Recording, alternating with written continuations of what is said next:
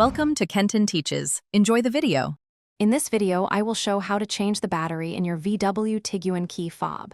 First, make sure you have a new CR2032 battery ready. You'll also need a small flathead screwdriver to help open the fob. This simple task is quick and easy, and you can do it yourself in just a few minutes, saving you a trip to the dealership. Let's get started with the first step. Now, let's open up your key fob. Look for the small release button on the side of the fob. Press this button firmly and then pull out the emergency key blade. This reveals a small slot. Carefully insert your flathead screwdriver into this slot and gently twist to pry open the two halves of the key fob casing. Be gentle to avoid any damage. With the key fob open, you'll see the old battery. Take a moment to note its orientation, usually with the positive side facing up.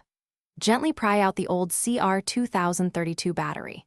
Now, take your new CR2032 battery and insert it into the compartment, ensuring the positive side is facing the same direction as the old one.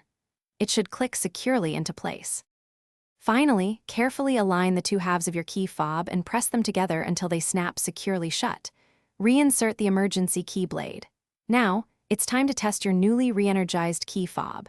Head to your vehicle and check if all the buttons, like lock and unlock, are working correctly. Remember to check the description for a link to little trees, black ice, and other great deals. Dispose of the old battery responsibly. Great job! Thanks for watching. Please subscribe if this video was helpful.